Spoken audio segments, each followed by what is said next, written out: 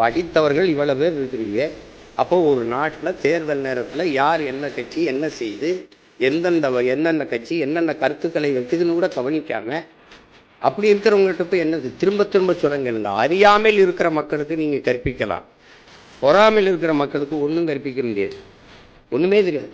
அது ஒன்றும் அது இதுக்கு மேலே இதை தாண்டிய கருத்துக்களை எடுத்து வைக்கிறதுக்கு இனி ஒரு வரணும். நம்ம அவ்வளவு ஆகச் சிறந்த கோட்பாடுகளை எடுத்து வச்சு போகிறோம்.